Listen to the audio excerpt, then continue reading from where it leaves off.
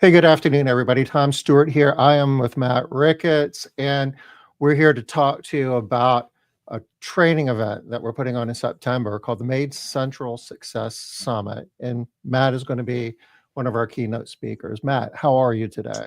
I'm great. Thanks for having me, Tom. Welcome everybody that's gonna watch this, and yeah, thanks for tuning in. What's that, like Tahoe behind you there? Where are you today? I don't know what the background is exactly. I am in it's called Y Work. It's a co-working space for EO and YPO members in St. Louis, and it is they have a podcast studio. So I was out this way, so I decided to book this room for this call today. It's got microphones. It's got a DSLR right in front of me. I don't have my glasses on, so I can't read what it is, but it looks like a Black Magic cam. So it's a really good setup. And I've got a big Rode mixer off to my left that I don't want to touch in case I mess something up. So a bunch of stuff that I don't really need, but it's a nice setup.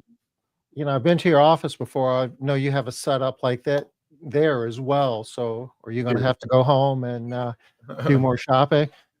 The mixer is on the list for Koju's my marketing manager, and he's always looking at stuff like this. I'm like, we use that room like once a week. Do we really need a mixer? How often are we doing multi-person podcasts, multi-camera podcasts? And the answer is not enough to buy a mixer and try and learn how to use it. So ours is fairly straightforward setup compared to this. But yeah, we produce some content for our staff internally with that, and then to share with the world a little bit too. Very good. Before we kind of get into the discussion, you're going to share a little bit about what you're going to be discussing at our event in September. Yeah. I'm going to go ahead and just share a little bit about that event just to kind of frame it up so everybody knows what we're talking about here.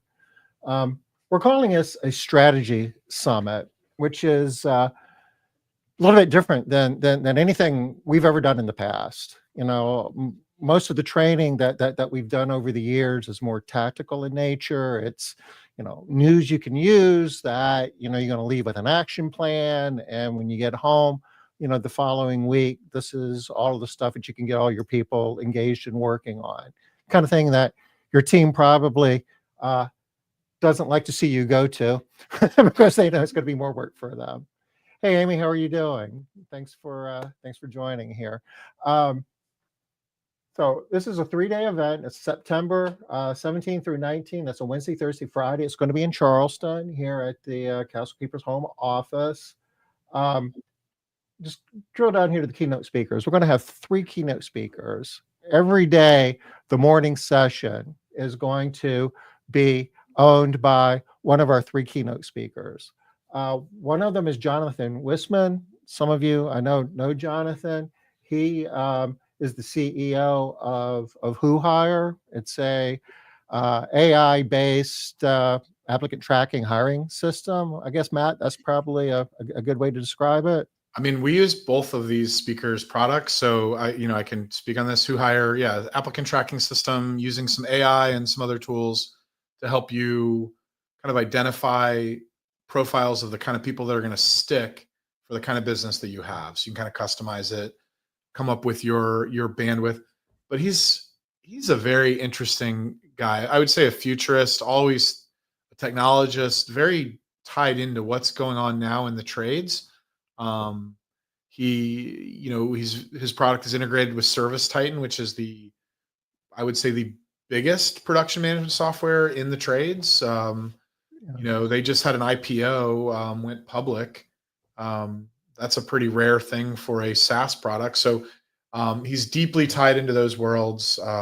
He's a very intelligent human being, very smart guy. So he kind of takes the whole culture, hiring, human resource, pipeline, layers technology and AI over top of that. It's going to be awesome. Yeah. Our next keynote speaker is John Zanowski. There you go. John Z. We'll Got go it. with John Z. Tell us Yeah. about John Z, Matt. So John has a fractional CFO company. John has been involved in a lot of things from private equity to building funds and things like that. But he's built this fractional CFO service that's very tech heavy in terms of pulling all of your data into really it's a model, and they can really help you identify like the breakpoints in your business and help you make more money. So I'm using them. One of the biggest insights that I've gotten in with using them is what my true cost to acquire a customer is, and my true lifetime profit of that customer, and what's called the contribution margin of how much after I acquire that customer, how much really to the gross profits does that customer really deliver me. It's a very affordable service. They do my books, and my books, it's called weekly accounting, and my books are clean to the week. This is something I've really wasn't that good at for a long time, where we were always like waiting till the 15th or the 20th to close out the books. I could tell you I have an accurate P&L to the week. My balance sheet is to the week. Um, I, I'm really happy with what they do and how they do it, and the technology they use to do it. So um, that's what he does. But John is just a big thinker, and I think he could bring a lot of their financial modeling to this industry for people to really understand what they make, how they make it, and what levers they really have to pull to control that. So, is that a good So frame? I think that's awesome. That is because, you know, the whole financial side of this, the accounting, in particular, I think a lot of us treat that as just a chore that nobody wants to do. Yes. That done well, it becomes a competitive advantage. It's really part of your strategic toolbox, Yeah. done well. And John's going to take us there, and he's going to show us how to do that. And we're going to just all three of these speakers are going to be taking us down a path focused at strategy. Okay, doesn't mean that we're not going to be, writing down notes and things that we can't take back and do, when we get back to our businesses the following week, because we can. But the whole point is to help us think about the future and think about, what do we need to be doing now to be prepared a year from now, 3 years from now, 5 years from now, because we know technology is changing. We know AI is going to be making crazy impact on how we do business. We know that professional money is coming into the industry. We know that companies are leveraging professional management tools. All this rolled up together means, we're not going to be running our businesses, 2 years from now the way that we run them today, just like we don't run them the way that we did 10 years ago. Nobody's printing out pieces of paper and handing out keys, and it could go on and on, hand jamming payroll information, and, sending out emails one by one. And, nobody's doing any of that stuff anymore, right?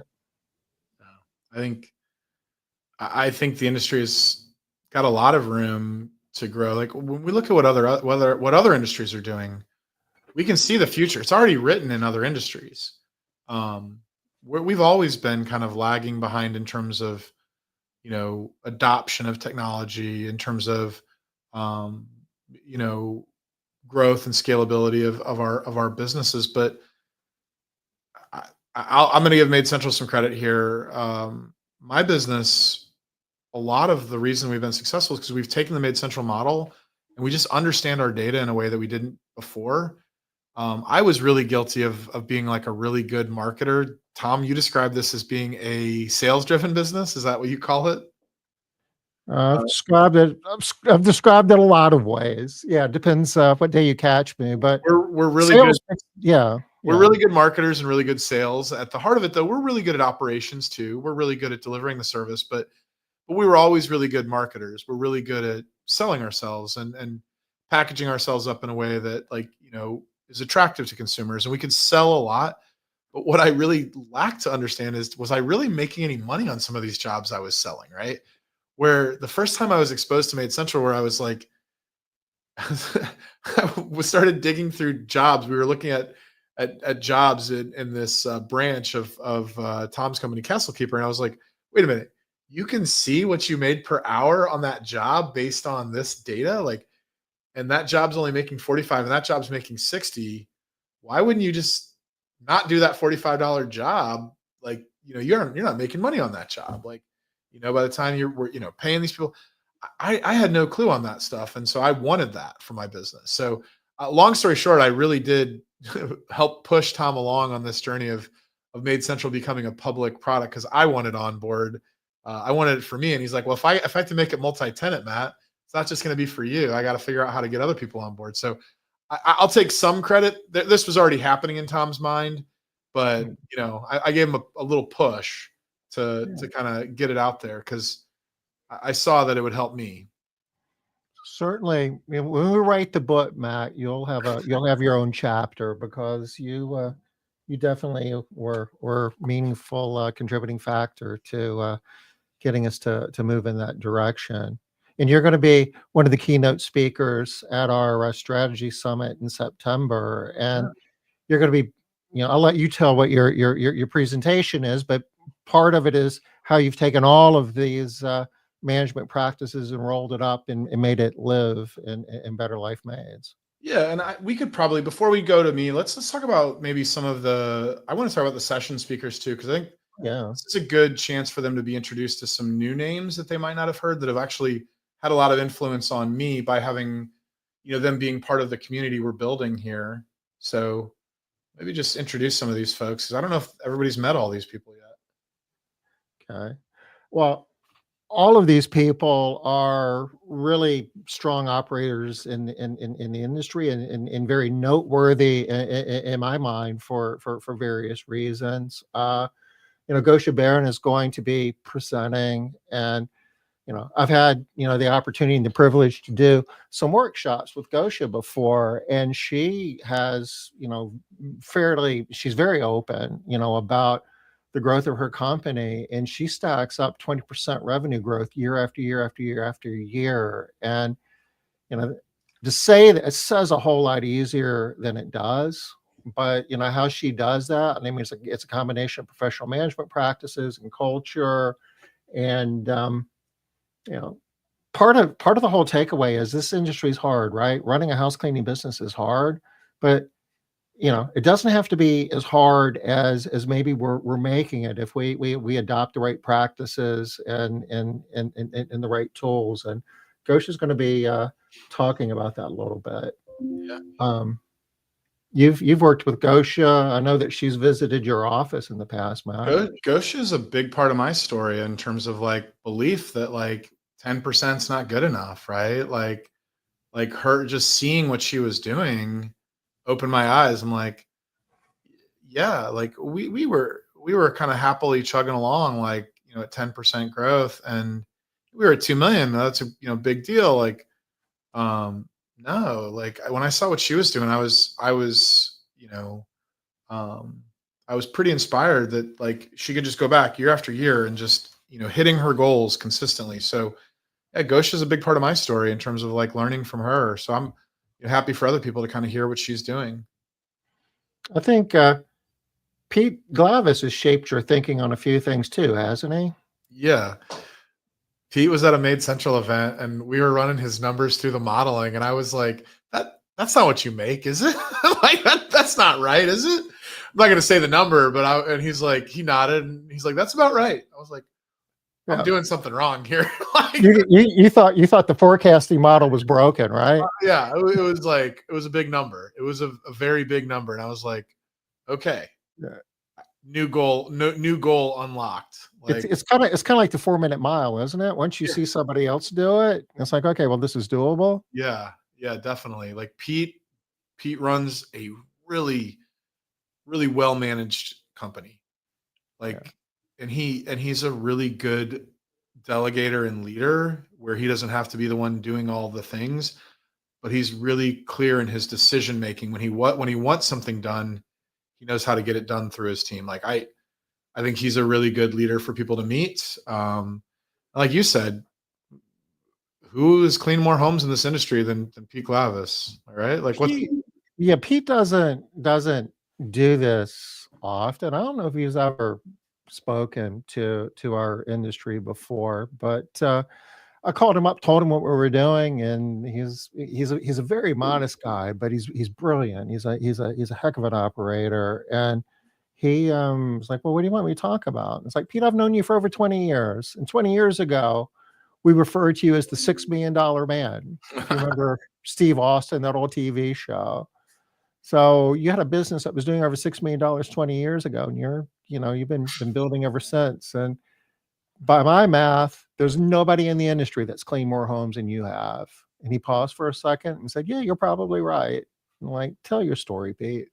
So I'm really excited that Pete's going to be at our strategy summit, and he's going to blow your mind. Super humble guy, but you gotta listen for the nuggets, because he's not gonna like put it out on a megaphone. You got to be listening, because there's gonna be a lot of knowledge dropped in that session if you pay attention. You know. We've got Don Haga coming as well, and he came to a live event that we were hosting. I guess it was back in September, maybe, and he did a kind of a Q&A session with Matt and Chris, if I recall. Yeah. But he hasn't had a lot of exposure and hasn't really presented to the industry at all, to my knowledge. And he went to a really good school, Virginia Tech, had a really good degree in industrial engineering, something he and I both just coincidentally have in common.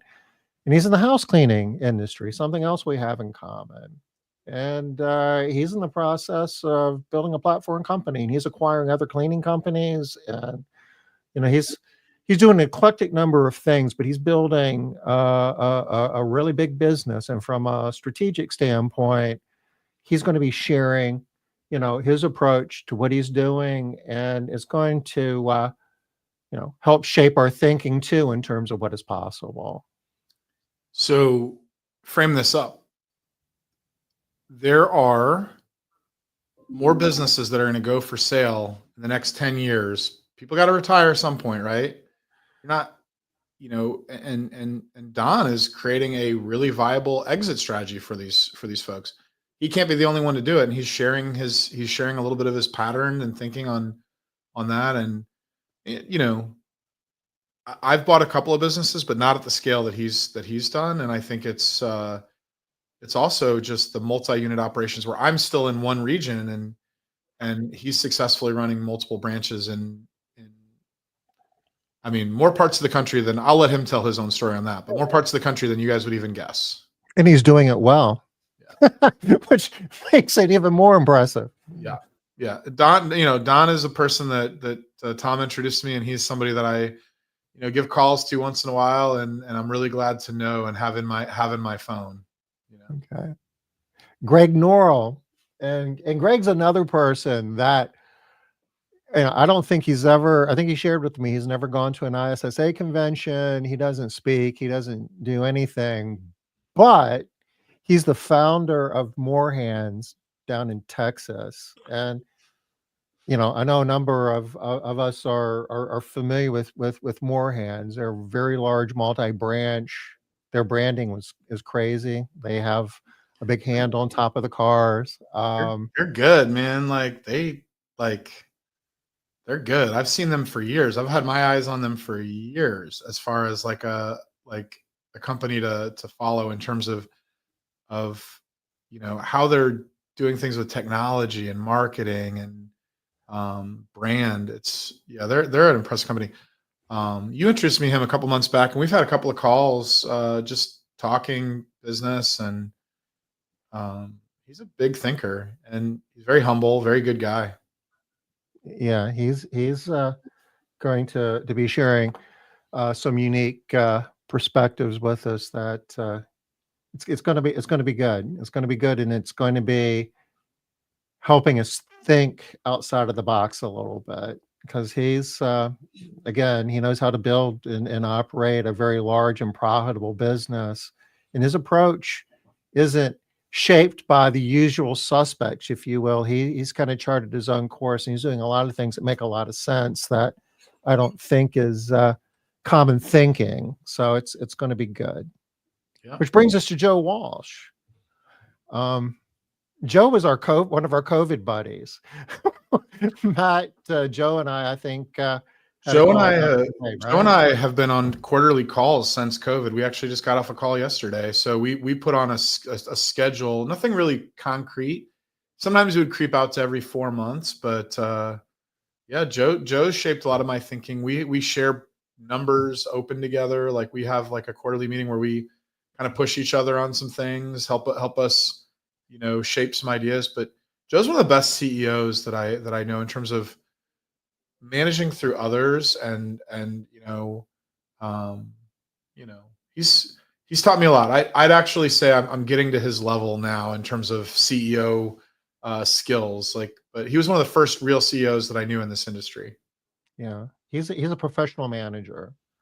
There's a lot of entrepreneurs in this vertical, not as many professional managers. He wears both of those hats, and he's going to be talking about lifetime value in a way that is going to be useful and value added as well. Yeah, and And he puts most of us to shame in terms of customer retention and how much more money that puts in your pocket over time if they stay 30 more visits than the rest of us or whatever it is. Like it's pretty impressive what he does and how and his I thinks and I about give him credit for like being the founder of consistency. it. Yeah. Yeah, we were just talking about that report yesterday. We have an idea for you of an enhancement. We'll share it at some point, but not today, another time. Just a slight metric that might be useful in that report someday. And Chris Willett's going to be one of our presenters as well. And Chris was one of the three companies, the house cleaning companies that made the Inc. 5000 list, along with you, Matt, and Trisha Lake. And he runs a really awesome business in Denver.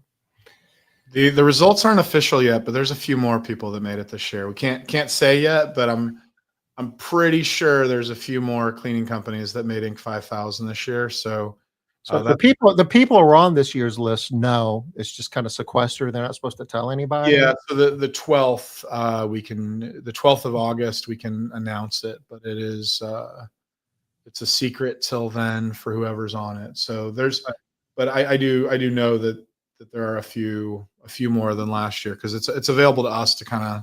And some of them might be speaking at the strategy summit. Yeah, I think so. Matt's Chris Ruther is a really strong operator, really good with the numbers, goes really deep on measuring, his marketing outcomes, and he's going to be giving us deep insight as well. So this is a unique event, and if you haven't registered, just go to maidcentral.academy is all you need to do. You can register. You can come to the event live. We're going to have Maid Central staff here. If you got Maid Central questions, you can do that. But we've got people who've signed up who don't even use Maid Central because they want to be part of the presentations and the strategy component of this, really, which is the whole meat and potatoes of this. And there's a live stream option as well that you can get to through here. So go to maidcentral.academy if you want to know more information, and that's how you register. I hope you do.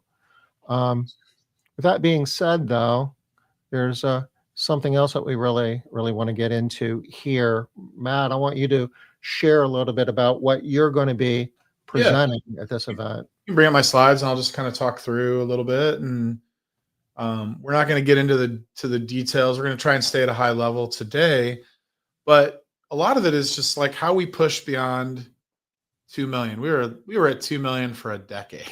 Like what we kind of got there and got really comfortable.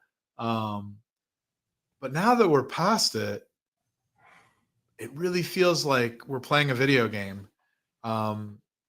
It's very funny. Like the financial modeling, the Maids central modeling, all the things that we're using, it's like, if this input does this, this output will be that. So it's this idea of predictable and profitable growth, right? So, um, like we talked about earlier, is like we're really focused on profitability now, not just that top line number. And you know, I want to meet you where you're at, right? Like with this presentation, if you're at 500,000 or a million, like I want to talk about like things that you can do to, to get where you want to be.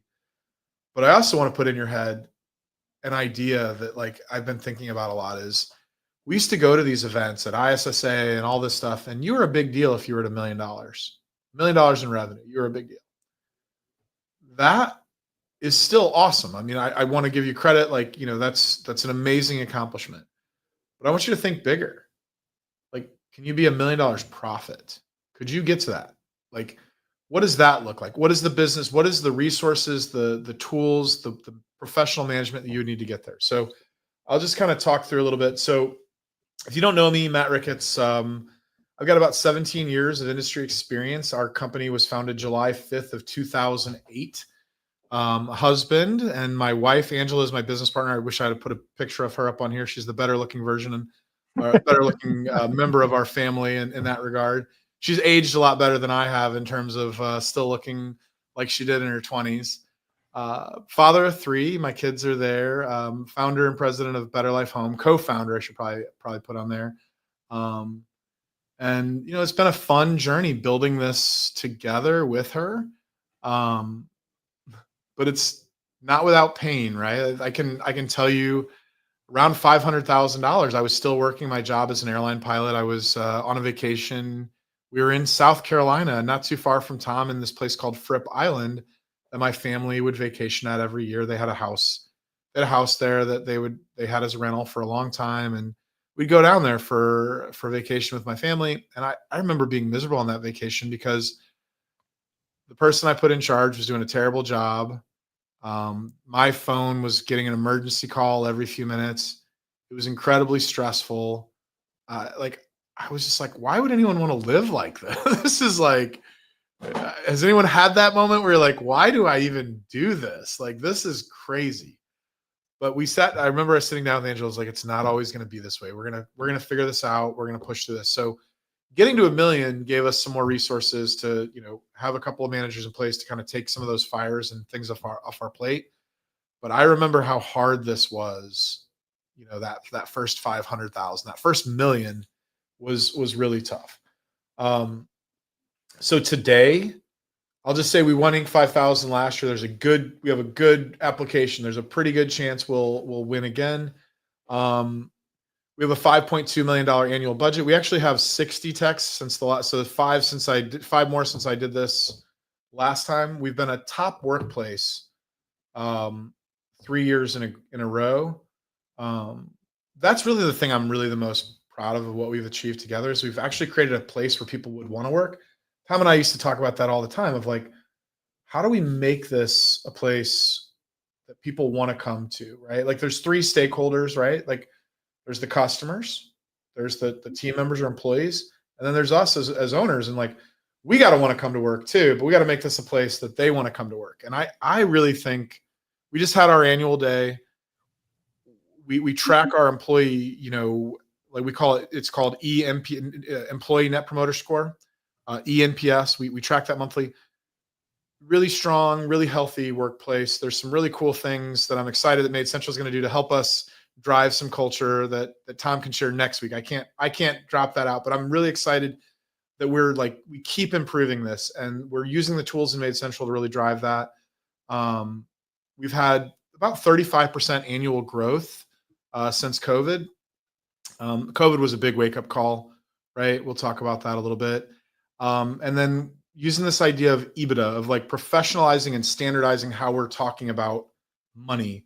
So when you say EBITDA, what do you mean, Matt? It's earnings before interest, taxes, depreciation, amortization. It's a way to have your profit be a certain line on your P&L, right? Like, and then you can put some things below that, right? Like if you're taking like I have I have my salary, and I have all my kids on salary because they're all doing work for the business, like, right? So they're doing different things. And so that's all below the line because I don't, that's all benefit back to me, really, right? My kids actually pay for their own school with the money they earn from the business. So, um, but that doesn't need to be paid. So if somebody was looking at your business differently, you'd want to put that below the line. At the Made Central event, we'll get into my P&L. We'll actually go through and like the structure of it and how we have it structured. Um, but if you go to most any other businesses, they're all talking the same language of EBITDA, of profit in the same way, where we're all over the place in what we talk about and how we describe profit. So I want to help So, standardize but a that. lot of us don't talk about profit, though. We talk about the homes we're cleaning or maybe the revenue that we're generating. For years, profit wasn't even part of the discussion, and profit matters. I mean, that's one of the things that we're trying to promote and get everybody to understand. It's not about how many homes you clean; it's about your profit. Yeah, I'll kind of go on a side on this, is that like, my wife has felt some guilt over like the amount of money we were making at some points as we were doing better and better in the business. And I always just tell her, is like, look at all the good stuff you can do because we have more profit. She's actually starting a nonprofit today. I'll go back a slide. So this Croideremia, that jersey that I'm wearing there, I was I don't like wearing spandex. I should have maybe given some example to that picture, but I was uh, that year I was training for an Ironman. I raised about $100,000 over the course of 2 years for the Croideremia Research Foundation. My son has this rare eye disease, and my wife has the time freedom to pour back into that. She's on the board. She's starting a nonprofit called Sight Stones. I actually really believe in what she's doing. I think she's going to raise millions of dollars, and we have the time freedom and the money freedom to give back to that organization because of that. We also have been able to like pour back into our people with like full benefits. My goal is within 3 years, we have enough profits to give not just health benefits, but fully paid health benefits for all employees and their families, not just the employees. But that would cost at our current prices about $10,000, $11,000 a year per employee. I don't have the profits to do that today, but as profits expand, right, that's a big goal of mine in terms of attracting top talent. So we got to talk about profit, but we got to have profitable businesses so we can do all these great things we want to do. And you know, and we need to get a return on our investment for this thing. Like, we could have chosen to do a lot of other things. This is really hard. This isn't easy. You shouldn't feel guilty about taking back from this thing that you've built. So, And um, you mentioned the three stakeholders too, and this is something that everybody really needs to understand, that you want to provide great service, you want to create great jobs, and you need to create value for yourself. Without profit, you can't do any of those. So all your stakeholders, everybody is counting on you as the CEO and owner of a house cleaning business. You have an obligation to be profitable because everybody's counting on you, and you can't do for them what they need you to do if you're not yeah. profitable. And do you think your employees really want to work for you if they think you're broke? And that like you're doing that for for their benefit? Like, they want to work for a successful company that has resources, that has, I mean, honestly, like, yeah, maybe there's some jealousy there. Sure, they might, but the other side of that is like if they're worried that their payroll is going to bounce or something like that, that's not a great place to be. And I'm not saying, I've been there. I mean, I've been there, and COVID was incredibly scary. I mean, we were shut down in St. Louis for like 6 weeks. We had orders that were, we had to be shut down, right? St. Louis City, St. Louis County, like, um, we were down to our last $30,000 in the bank. Like, that wasn't even to cover a payroll. Like, might have just squeaked by one last payroll, right? Before all the money started falling from the sky. But the fact is, I took out a home equity loan on my house. Like, I was prepared to pour money in because I believed that we would get through this, but I was going to have to dig a deeper hole to get there. I didn't know how deep I was going to have to go. Right. I was prepared to liquidate my 401k. I was prepared to go. My wife was like, how deep are we going to dig? And I was like, we're going to dig to the bottom. Cause like, I believe in this so much that we have to go forward. We can't shut it down. We can't. But it was close. I mean, it was close.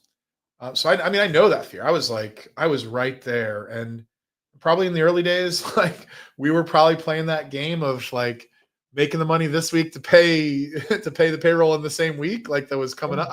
It's been a long time since I played that game, but I remember that game, right? You haven't lived if you're not laying awake Thursday night trying to figure out how you're going to make payroll tomorrow. Yeah, I mean, I've played that game. I mean, it's been a minute, but I remember it, and I remember how stressful that was, and being like, whew. And I remember maybe we didn't go to ACH for a long time because I was maybe counting on the float of those checks, and then, that's why maybe why we stayed with paper checks for a long time. It's been a long time since we've been in that level, but I've been there too. I mean, this is it's a tough business, and I really don't think that you can get what you want and get your people what they want if you don't think about the profitability of your business. So you got to build a big enough tent for everybody. That's all. To that point, though, some of it is inherently tough regardless of what you know and what you do. But a lot of the toughness is we wind up paying a lot of tuition and making mistakes. We've figured out a lot of stuff, right? I mean, this is 2025. It doesn't have to be as tough as it used to be if you make the right choices and if you do the right things. Agree. So, we'll talk a little bit about my vision for the industry. It doesn't have to be your vision for the industry, but I really do believe that what we do can be a lot more. We've been talking about this for a while, but I think it's coming closer together that home cleaning is like, it's the keys to the house. It could be part of a strategy for a unified home service platform. A lot of people have tried and failed. And I think that it does require the kind of businesses that we have to do this, the kind of leadership that we can provide versus like some big faceless company. I think we can be part of that solution. This is not like oh, PE is going to come over and do this. PE is going to need us if they want to do this. So private equity, investors. So I really do think our industry is literally the key to increasing the share of wallet. This is what these private equity companies want to do is they want to make more money per home. Well, who's in there the most? Who's going to recognize the problems, right? When you say key, you mean key to the house, right? We have the literal key to the house. I think we are the cornerstone of a strategy that would allow them to make a lot more money. But yeah, what we do is so unique that people hand over the keys to their house. No other industry. How many people have the key to your home? Not many, right? What do they all have in common? My mother-in-law, my kids, and my wife. That's about what do they all have in common? We trust them, right? Trust. High level of trust. Yeah. When you have the key to the home and there's a high level of trust, it creates a lot of opportunities. Yeah. A lot of people out there with a lot of money who understand that to be true. Yeah, I don't know that's going to happen tomorrow, but I see that we can be a big part of that because they've tried on like these platforms and like just doing it with technology. There's something unique about what we do and what we build and the relationships that we do it that is the missing component. And I have a very strong feeling that a lot of us are going to be part of that solution. My mission really is to help professionalize the home cleaning industry. My boat rises when you guys all rise. Like if we're all making more money, you're all charging more, you're all running good successful businesses. It makes my business more successful. Literally, when I was on the Maids Central team, I'll sell software to the company across the street from me. I've never felt the need to guard my secrets. There's things that I think are proprietary of how we do certain marketing and things like that. I'm not going to necessarily give you my strategy on the words that we use and the things that we own and things like that as far as like our marketing. But in terms of like the general like tools that we use, the management tools, all of that stuff, give that away because I don't know that most of you will execute on it, but the ones that do, this is an execution game. Well, the folks on this, live stream right here really isn't where the bulk of the activity is. I mean, I'm surprised here in 2025. I mean, I've been doing this for almost 30 years. And 25 years ago, when we were starting RXC, we talked about the competitive forces and competing with just individual house cleaners who, clean a couple homes a day. And I'm still going to tell you that 80%, that's 80% of the market. You ask 10 of your friends who cleans their home, and 8 of them are going to tell you, well, I've got a person that just works, for me and my neighbor and a couple other people in the house. And the market's smaller than we think it is too, in terms of like who really can afford what we do. I've thought a lot about this. So St. Louis is a region with 3 million people, 625,000 households, really, because some of those people live in places we can't serve, like, retirement communities, things like 625,000 households in the St. Louis region. Am I going to serve all 625,000 of those? No. What I've used as kind of the delineation is how many of those households make over 200,000. Maybe that number's too high, but 200,000, you start to have some decent disposable income in your household. At least where I'm at. $200,000 might not make it in California. If you're watching from California, you're watching from where you are, Charleston. Might not even be enough these days. Like where housing costs are exploding and things like that. But St. Louis is relatively stable, affordable part of the country. That's 14% of households. So do some math with me. But let's just say that's 75,000 households. Of that, not all of them are even going to hire somebody. Maybe only half of those will. So let's say there's 40,000, 30,000 households in the region that get their house cleaned regularly. That would be like the kind of client we want. All right. That's who we're selling to, right? Getting that in your mind but that's still a lot of houses. But you're right, Tom. Of those, 20,000 of them or more are probably cleaned by 25,000 or more probably cleaned by individual people doing this work. We have 1,300 of those homes. So we still have market share of what, 2 to 3%, maybe 5%, depends on how you calculate it, but it's a small sliver. But the culture you're building and the business model you're building, and I see other people building as well, is going to be creating competitive pressures where it's going to be more attractive hiring a professional service. Everything from the reliability to the comfort of the insurance and just the whole management that's wrapped, the whole experience of payments, just the technology in general, and even from a technician standpoint. I know people in the industry that are able to persuade individual house cleaners that you might be better off working for me than doing your own gig. And some of them, the numbers are getting good enough.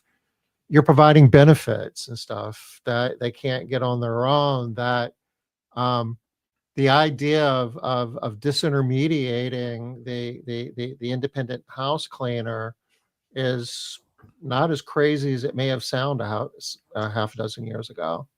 $25 an hour. If you can get your employees to about that level, why would they go do this on their own? Just think about that number.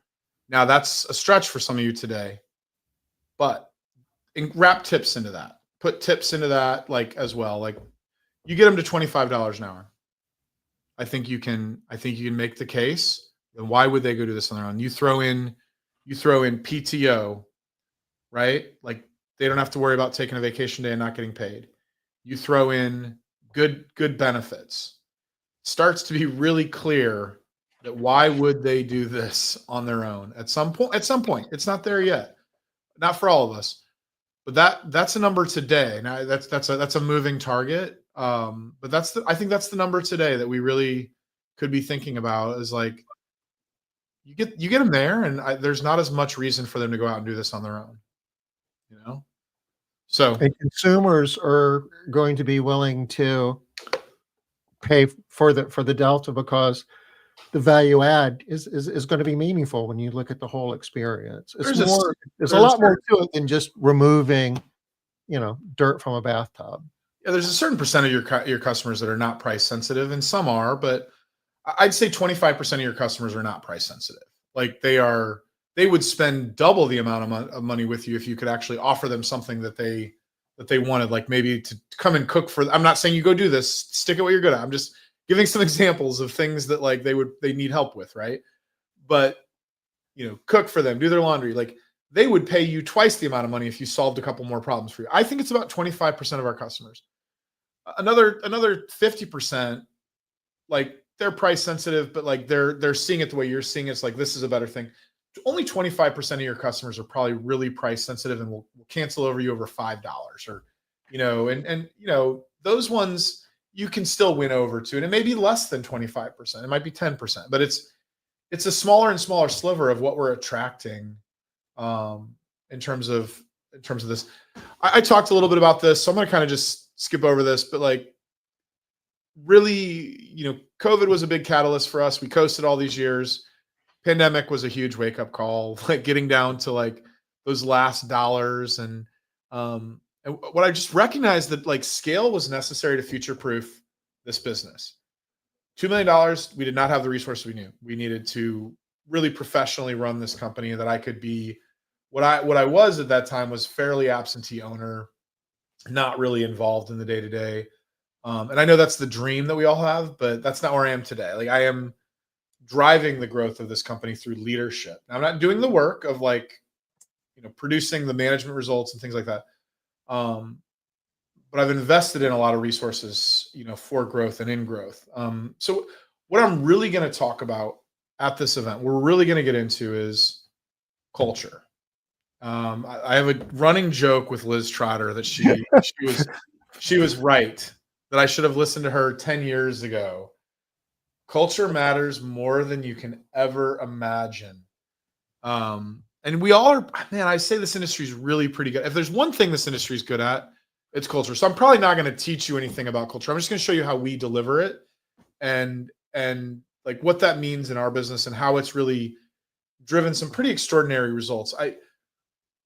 There's a Maids Central number that covers annualized turnover, and when I started tracking that, I'm going to say this number, I'm going to really like embarrass myself here, but we were at 290 something percent of annualized turnover in Maids Central, probably back in 2018 when I started. So far this year to date, that's 60%. 6x improvement in annualized turnover. Yeah, thank you, Drew. Yeah, it is. Yeah. And what that means to consistency, what that means to your payroll to revenue, cost of goods sold, what that means to lifetime value of customers, and what that means to your EBITDA, your bottom line. I mean, that has a profound impact. That's how you scale your business. I mean, every metric that matters is enhanced by that. We went 5 weeks this summer without hiring a single employee because we didn't feel like any of them were good enough that came through. Our lid right now is not customers. I could pour on the marketing and grow like crazy. My lid is people. I've got to figure that out. And the culture is how we're going to do it. We're going to probably increase our base pay. We're probably, again, as we like this, not this year, we're very strict on our budgeting and things like that. It's not in this year's budget, but like, we're going to really evaluate next year. Like, what can we do in terms of expanding benefits, expanding pay? That's part of the professional management. It's not like this stuff is not just done willy-nilly. It's like, how does this fit into the strategy of the company, into the budget, and what's left over to do these things? Like, when I talk about professional management, like for most of us, we think of EOS or something like that. We have our own kind of system that we've developed. I'm going to share that at this event. Like what we do, you'll get my scorecard that we go through every week. I can show the scorecard if we want to, but scorecard is like a multi-tab sheet where it has like a budget. And the scorecard's a budget too. Like when I think of a budget, Tom, really has changed. Like we did some business together, and I wasn't really good at budgets back then. I would just spend money and like, it'll work out, right? It's like, let's just pour money into this. Let's just do it. Tom was always more disciplined with that than I was. And now I look at the budget as it's not this thing that's telling me what to do. It's telling me the resources I need to have to get the things I want, right? So if I want to make X amount of money and grow X amount, I need to have this many quotes. I need to have this many leads, and I need to spend this amount of money and this at this client acquisition cost to get it. Like that's a budget. Like a budget is how many employees do I need to do, at this given date to deliver the amount of revenue that we are planning on. It's so different than what I thought. It's the roadmap. It's the playbook. It's the plan. Yeah, and maybe budget's not even the right word, but it's the word that I kind of heard from like the Tommy Mello world of like when they talk about budgeting, it just changed my perspective. Like there's so many smart people that like, that you'll run into in this industry that are kind of but are also tied into other industries. So Megan likes, really has made it simple in some regards, but she's big on budgets and things like that. But that's just the starting point. Like you also need the modeling, the financial modeling to like really understand that these things are gonna happen. And that's where these predictable outcomes come in. Like you know, John Zandowski and his team with this fractional CFO with weekly accounting. Um, I was really happy with my meeting today. I had a meeting with them at 12 Central, 12 Eastern, 11 Central. Weekly call. I do a weekly call with them. I may actually go to every other week because we've kind of like they cover weekly in my plan, but I'm getting a little bored with meeting with them every week because it's kind of becoming very predictable and like, okay, I kind of know what's going to happen. So maybe every 2 weeks is enough. But the point being, we were looking at this IFM, their integrated financial model, and we were looking at this one number that I track deeply now, which is our CAC. And like, so what we're looking at is how many new invoices hit the system last week, and how much money did we spend on marketing, and like that number is where it needs to be, and it's actually much lower. We've been driving that down, and that means I should spend more on marketing because we're acquiring customers cheaply and efficiently, and I can, with the marketing channels I have, I should probably be investing more to accelerate growth. I just got to make sure that my operations team can meet the demand now and hire enough people to get up on top of that. So, yeah, like this idea of predictable outcomes. Well, we're going to talk about a lot about this because we're hitting our budgets. Last month, I missed my EBITDA by $3,000. That sounds like a big number, but as a percentage of revenue, it's about 0.75%, right?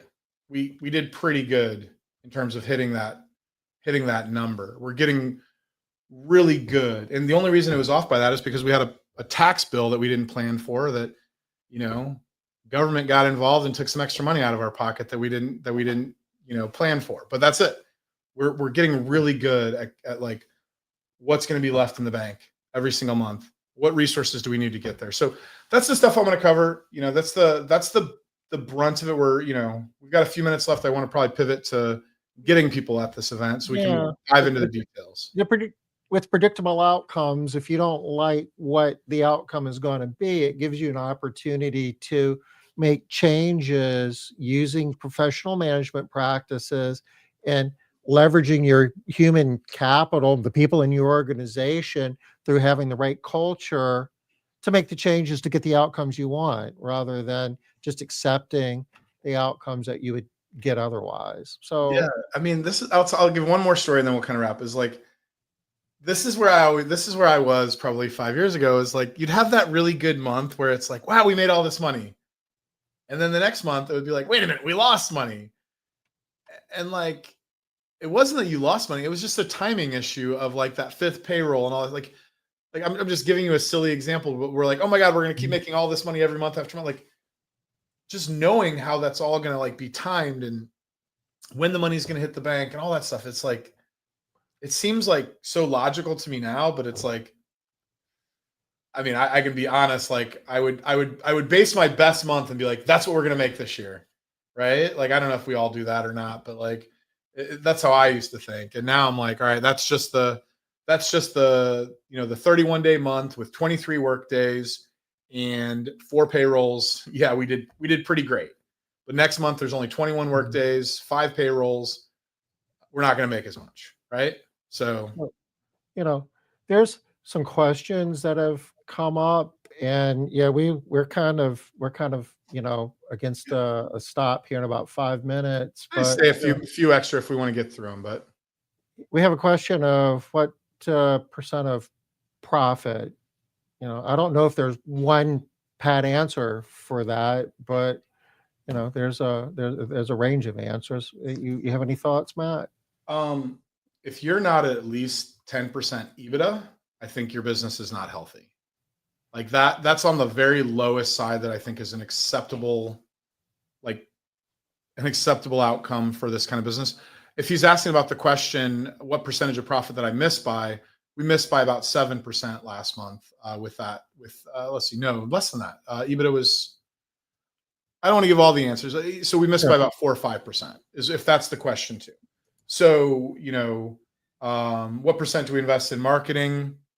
When we're really trying to grow fast, we'll go up to about 12%, but on a steady Eddie basis, if you include the fact that I have a marketing manager built into my payroll, which you probably aren't going to have, we're at about 8% month after month. It's kind of where we see that works pretty well. That's been a good number for our budget at our size now. Okay. I'm not sure how to answer this question exactly, but it deserves, at least a response. This is a strategy summit, and I guess our SOP all along is we aren't prescriptive. There's a lot of different ways to run a house cleaning company, but there's a foundational common tie, certain principles that need to be satisfied. So to begin with, that's where we're going to go with this. And